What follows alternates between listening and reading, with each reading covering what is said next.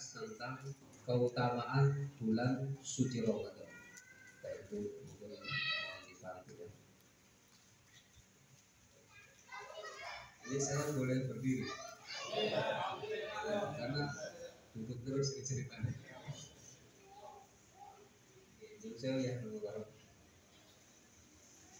Jadi yang pertama, di dalam hadis riwayat Imam Muslim, Imam Ahmad dan juga Imam Bukhari dalam kitab At-Tarikh Al-Kabir dari sahabat mulia Abu Hurairah radhiyallahu taala anhu, baginda Nabi Muhammad sallallahu alaihi wasallam beliau pernah bersabda, as-shalawatul khamsu wal jum'atu ilal jum'ati wa ramadhanu ila ramadhana mukaffiratu ma bainahunna itastanabal kabair. Baginda Nabi mengatakan sholat 5 waktu, Jumat hingga Jumat berikutnya, Ramadan hingga Ramadan berikutnya, menghapuskan dosa di antaranya jika menjauhi dosa-dosa besar. Jadi al-mukarramun yang dirahmati Allah, di antara keistimewaan atau keutamaan bulan suci Ramadan itu, jadi kalau kita diberi umur oleh Allah bisa bersua dengan bulan suci Ramadan, maka bulan suci Ramadan, maksudnya antara bulan suci Ramadan dengan bulan suci Ramadan berikutnya, maka itu bisa menghapuskan dosa-dosa kecil kita. Termasuk kalau panjenengan, mohon maaf, sholat 5 waktu, kita sudah sholat isya, sholat maghrib. Antara sholat maghrib dan sholat isya itu keutamanya adalah bisa menghapus dosa-dosa kecil kita. Pokoknya di antara sholat 5 waktu itu bisa menghapuskan dosa-dosa kecil kita, dengan syarat panjenengan menjauhi dosa-dosa besar. Termasuk antara Jumat 1 dengan Jumat yang berikutnya itu bisa menghapuskan dosa-dosa kecil, dengan syarat kita stanabal kabair, jika bisa menjauhi al-kabair, dosa-dosa besar. Kalau panjenengan tanya ke saya, apa Ustaz dosa-dosa besar itu? Panjenengan bisa baca satu kitab yang ditulis oleh Al-Hafidz Az-Zahabi, judulnya adalah Al-Kabair, dosa-dosa besar. Itu nanti disebutkan oleh beliau tentang apa yang termasuk dosa-dosa besar. Kemudian yang kedua, ada hadis yang diriwayatkan oleh Imam Ahmad, Imam Tirmidzi, Imam Ibnu Huzaimah dan Imam Al-Hakim dengan isnad jayyid, juga dari sahabat mulia Abu Hurairah radhiyallahu taala anhu. Baginda Nabi sallallahu alaihi wasallam beliau pernah bersabda, "Rohima an furajulin dzukirtu indahu falam yusalli alayya." Celakalah seorang laki-laki apabila namaku disebut di sisinya, ia tidak bersolawat atasku. Jadi kalau kita mendengar ada orang menyebut asma baginda Nabi Muhammad SAW, maka kita diperintahkan untuk bersolawat. Kalau fikirnya begini, sedikit kita kalau itu sedikit ya. Jadi kalau solawat hukumnya itu yang wajib adalah seumur hidup itu sekali. Kalau orang tidak pernah bersolawat itu dosa. Kalau di majelis misalnya disebutkan nama Nabi Muhammad SAW lebih dari 1 kali, disunahkan kita menyebut sebanyak-banyaknya, sebanyak nama Nabi itu disebut. Tapi yang paling wajib adalah menyebut cuma 1 kali. Jadi kalau di masjid kita ada dengar pengajian, nama baginda Nabi katakan disebut 20 kali, yang wajib panjenengan menyebut 1 kali. Kemudian baginda Nabi mengatakan, warahima an furajulin dakhala alaihi ramadhanu fangsalaqa qabla ayyughfara. Jadi ini keistimewaan bulan suci Ramadan. Bulan suci Ramadan itu adalah bulan maghfirah, bulan ampunan. Makanya zikir yang diutamakan itu kan, Allahumma innaka afuwwun karim tuhibbul afwa fa'fu anna ya karim. Jangan lupa kita istighfar. Jadi kalau saya boleh cerita ke saya sendiri, kalau saya pribadi mulai tak sebelum Ramadan sudah membiasakan seperti melakukan ibadah di bulan suci Ramadan. Mulai Sya'ban kemarin seperti itu. Bahkan mungkin kalau saya sanggup bulan suci Ramadan ini nggak akan tidur ya malam. Jadi ibadah terus, entah itu baca Quran, sholawat, wirid dan seterusnya. Karena panjenengan benar-benar akan disebut rohima'an furojulin, celaka benar itu. Kalau Ramadan datang menghampiri panjenengan, tapi panjenengan belum diampuni lagi. Itu istimewanya bulan suci Ramadan. Nah saat ini insya Allah kan, dengan banyak dosa enggak gitu. Kalau saat karyawan kayaknya dikit dosa.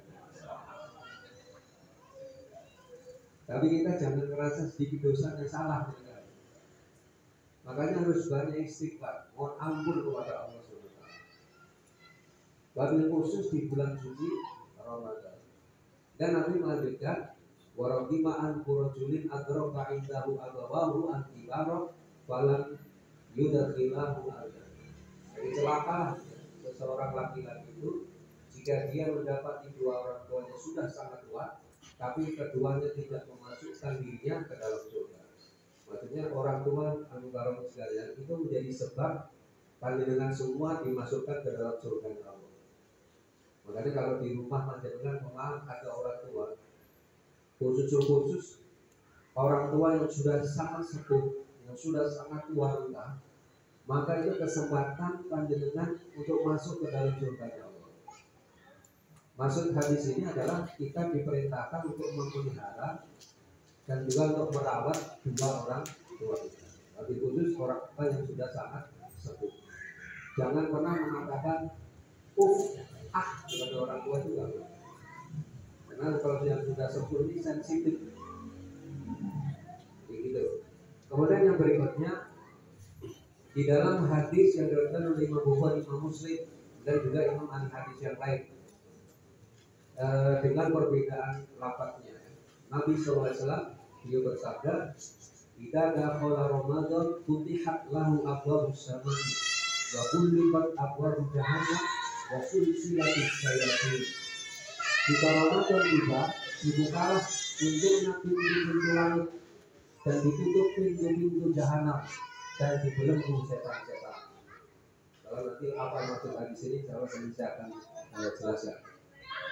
Dan juga di dalam hadis yang lain disebutkan, idza kana awwalu lailatin min Ramadan sufiqati syayatin wa maradatul jin wa kullibat abwabun nar falam yuftah minha babun wa futihat abwabul jannah falam yuqlaq minha babun wa nadin munadin ya bagiyal khair aqbil wa ya bagiyal syarr aqsir.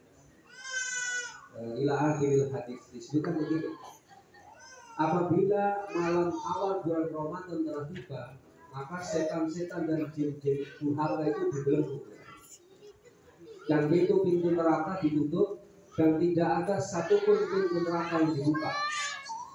Pintu-pintu surga dibuka dan tidak ada satupun pintu yang ditutup. Kemudian penyeru berkata, maksudnya para malaikat, wahai pencari kebaikan, sambutlah. Wahai pencari keburukan, kurangilah. Karena panjenengan masuk di bulan suci Ramadan. Masya Allah, itu istimewa di bulan suci Ramadan. Dan Allah itu memiliki orang-orang yang dibebaskan dari neraka.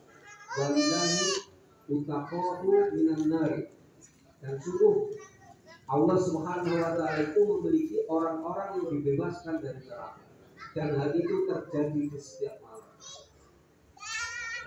Orang yang dirahmati Allah, ini saya kutipkan dan penjelasan dari Imam Abu Ja'far An-Nawawi Asy-Syabili rahimahullah ta'ala. Kita perlu menjelaskan hadis tadi. Kalau Ramadan itu tiba, maka setan itu akan dibelenggu oleh Allah. Pintu neraka ditutup, pintu surga itu dibuka. Apa maknanya? Kadang-kadang kita bertanya ya, kalau setan-setan itu dibelenggu, kok masih ada orang yang masih di Ramadan? Itu tanya. Karena dari itu para setan itu ada dua model, dari kalangan jin dan juga dari kalangan manusia. Manusia kan dari dulu. Nah maksudnya begini, intinya begini, walaupun ya firman Allah, beliau mengutip penjelasan Qadimiyah, beliau mengatakan begini, yuhtamalu anu ala juhirihi wa haqiqati.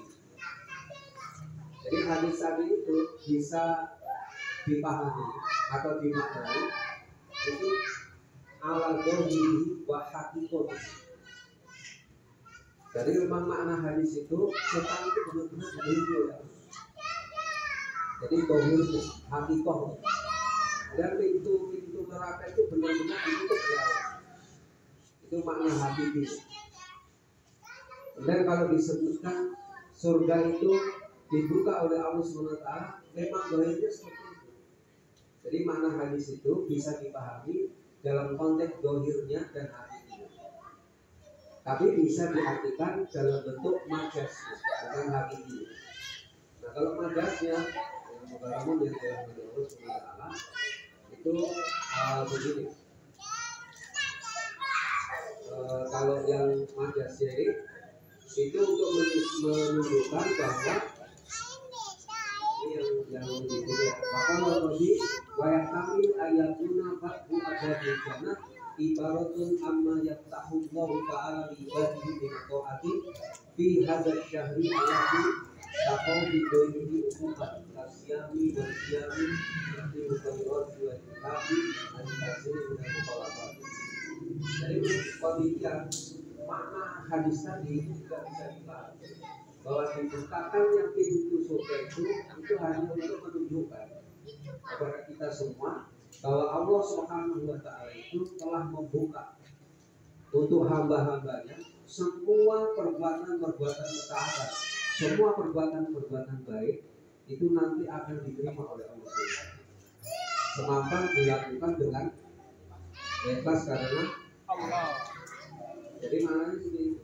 Jadi bukan kalau surga bukan dibuka itu bukan hakikinya, tapi majasinya seperti itu. Kemudian juga kalau disebutkan wakadari kata itu abad minari batas itu sayadin ibaratin amma yang kufuna anhu minal mukhalafati.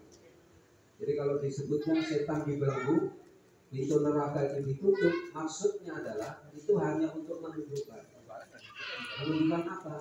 Supaya orang itu menahan dirinya untuk tidak mengerjakan perbuatan-perbuatan mukhalafat.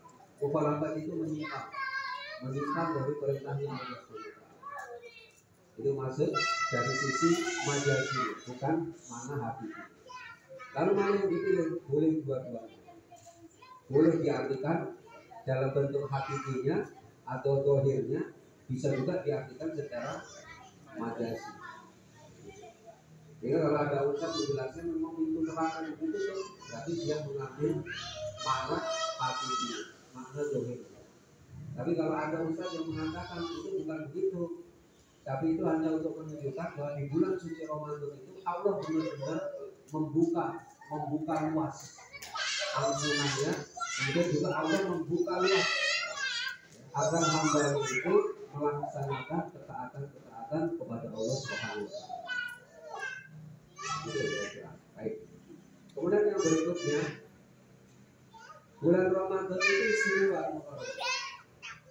Keistimewaan bulan Ramadan itu diantaranya adalah kalau panjenengan umroh di bulan suci Ramadan itu setara dengan ibadah haji.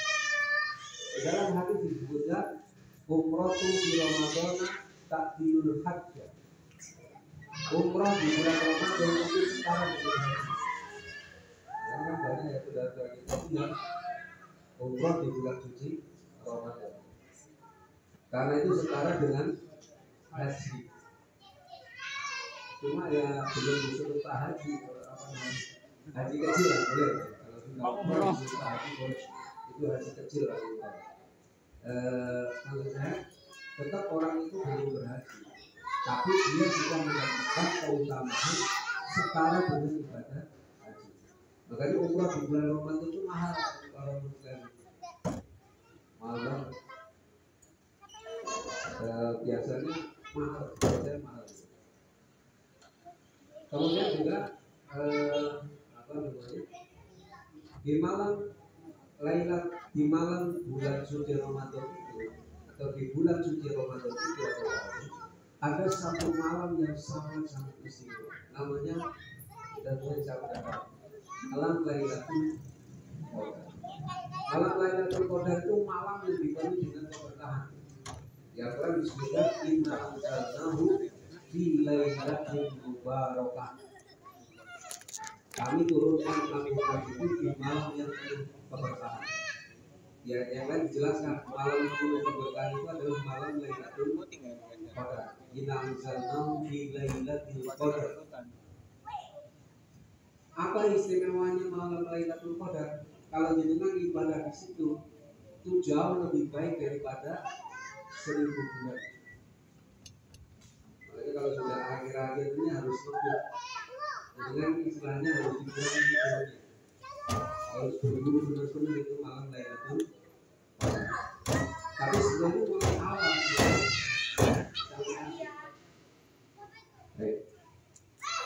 apa makna malam Lailatul Qadar? Kita agak pesan kemarin. Jadi kalau panjenengan lihat penjelasan ulama, yang dimaksud dengan malam Lailatul Qadar, jadi malam Lailatul Qadar itu adalah malam yang memiliki kehormatan dan kemuliaan. Lailatul Dzati Qadrin wa Syarafin, kata para ulama. Jadi malam Lailatul Qadar itu adalah malam yang memiliki kehormatan dan kemuliaan. Mengapa? Karena Al-Quran diturunkan di malam itu. Atau bisa berarti, atau alasannya adalah orang yang menghidupkan malam itu akan memiliki kehormatan dan kemuliaan. Di Al-Quran disebutkan wama qadarullaha haqqa qadrihi, dan mereka tidak menghormati Allah dengan kehormatan yang semestinya. Jadi kata Lailatul Qadar itu kan dari dua kata, Lailah dan Al-Qadar. Salah satu makna Al-Qadar itu artinya adalah kehormatan atau kemuliaan. Maka kalau disebut Lailatul Qadar itu artinya malam kehormatan, malam kemuliaan. Ini sebagian ulama mengatakan itu. Dan yang kedua, Lailatul Qadar itu artinya adalah Lailatul Tadjid, malam yang sempit. Tadjid itu artinya sempit. Mengapa disebut malam yang sempit? Itu karena apa? Karena bumi ini yang orang sekalian disesati oleh para malaikat. Jadi kalau malam Lailatul Qadar itu bumi ini dipenuhi oleh malaikat Allah sampai sesak, sampai sempit. Gimana sih kalau banyak orang itu kan jadi sempit, sesak. Maka malam Lailatul Qadar itu disebut Lailatul Tadjid. Mengapa disebut Tadjid? Karena bumi ini disesati oleh para malaikat yang turun di malam itu hingga bumi itu serasa sempit. Ya, Quran disebutkan salah satu makna qadar itu artinya adalah dipersempit. Yang Quran disebutkan waman qudira alaihi rizquh, dan orang yang disempitkan, qudira alaihi rizquh. Qudira di situ artinya disempitkan rizquh. Kemudian yang ketiga, al-qadar bermakna al-qadar dengan dal yang dipakai, dal yang dipakai. Al-Qadar malam Lailatul Qadari. Apa maknanya? Jadi itu adalah malam ketetapan, penyelesaian dan keputusan. Kalau panjenengan apa surat Al-Qur'an, fiha yufraqu kullu amrin hakim, kan gitu. Di malam itu Allah itu menyelesaikan semua urusan-urusan. Di malam Lailatul Qadar. Jadi menurut ulama disebut seperti itu karena di malam tersebut para malaikat menulis rizki, ajal dan lain sebagainya yang akan terjadi di tahun ini atas izin dari Allah SWT. Jadi jangan nggak usah takut ya, Ustaz, kan ketetapan Allah itu azali. Mengapa baru ditulis di sekarang? Jadi jangan bertanya. Nah, jadi ini penjelasan ulama seperti itu. Jadi di dalam surat Al-Baqarah itu disebutkan inna anzalnahu fi lailatin mubarakah inna kunna munzirin yufraqu kullu amrin hakim amrun min indina inna kunna mursalin. Al-Baqarah sekalian, kalau panjenengan ingin disebut apa ya? umatnya Nabi yang sebenar-benarnya. Jangan harus tahu, baginda Nabi Muhammad ini kalau sudah masuk di bulan suci Ramadan, beliau itu adalah orang yang paling lapang. Kalau memberi itu nggak hitungan. Kalau berbuat kebaikan itu nggak pernah hitungan. Itu Nabi kita Nabi Muhammad Shallallahu Alaihi Wasallam. Dari apa yang dilakukan oleh Nabi ini menunjukkan kepada kita, berarti bulan Ramadan itu pasti istimewa. Karena kalau Nabi sudah masuk di bulan suci Ramadan, beliau itu benar-benar lebih lapang dibandingkan beliau berada di bulan-bulan yang lain. Makanya jangan disia-siakan di bulan suci Ramadan. Jadi khusus untuk meningkatkan ibadah kita, lebih khusus ya berdakwah, jangan jangan kendor malah. Ya harus terus berdakwah. Dunia libur. Jadi keutamaan bulan suci Ramadan sudah kita bahas. Lalu apa keutamaan ibadah siang itu? Ini saya akan sampaikan pada kali ini. Puasa di bulan Ramadan menghapus dosa sebelum dan sesudahnya. Karena Ramadan kita kalau berpuasa ini yang serius, benar-benar puasa yang misalnya khusus gitu. Jangan cuma menahan lapar dan dahaga saja, tapi dengan berusaha untuk menahan semua hal yang bisa merusak pahala dari ibadah siang ini. Ini hadisnya insya Allah populer. Jadi Nabi mengatakan, man shoma Ramadan imanan wa ihtisaban ghufira lahu ma taqaddama min dhanbi. Dan ada juga ada tambahan ghufira lahu ma taqaddama min dhanbihi wa ma ta'akhkhara. Kalau ada ulama ahli hadis menambahkan ada siaga, ini dari riwayat Nabi juga. Ghufira lahu ma taqaddama min dhanbihi wa ma ta'akhkhara. Jadi ada tambahan wa ma ta'akhkhara. Jadi akan diampuni dosa-dosanya yang telah lalu dan yang akan datang. Enak ya. Makanya jangan sampai nggak puasa. Iya. Kalau misalnya sakit sedikit aja jangan kemudian batalin puasa gitu. Jadi kalau cuma sakit apa namanya? Radang apa ini? Gorokan, pilek. Kalau nggak puasa saya sakit pak. Sakit apa? Radang. Saya biasa radang. Kan kalau sakit parah ya itu ini kan boleh berubah. Tapi nanti tinggal ya. Tapi kalau nggak sakit yang keras atau yang terlalu ya, jangan sampai dengan meninggalkan ibadah siang. Karena ibadah siang ini kalau sekalian di antara keutamaannya adalah menghapus dosa yang telah lalu dan yang akan datang. Puasa amal yang berbuah ampunan dan pahala yang besar. Di Al-Quran disebutkan, kalau didengar baca surah Al-Ahzab ayat 35 kan disebutkan innal muslimina wal muslimati wal mu'minina wal mu'minat wal qanitina wal qanitati was shadiqina was shadiqat. Kemudian sampai was-shaimina was shaimat. Sampai kemudian wadzakirina Allaha katsiran wadzakirati a'adallahu lahum maghfiratan wa ajran 'azima. Di akhir ayat itu disebutkan. Oh ya, sudah lampunya itu. Dan di sini disebutkan a'adallahu lahum maghfiratan wa ajran. Maka Allah telah menyediakan untuk mereka maghfiratan, ampunan dan pahala yang aziman. Aziman itu kalau dalam bahasa Arab. Kalau pakai isim fa'il ini bentuk sifat fa'il. Tapi bisa juga artinya pelaku boleh. Misalnya kata alim itu berarti orang yang berilmu. Kalau ilmunya banyak disebutnya alim. Pakai isim fa'il. Kalau disebut alim berarti artinya satu. Akulnya itu sangat banyak. Jadi kalau orang berpuasa di Al-Quran disebutkan orang itu akan disediakan baginya yang pertama ampunan dari Allah.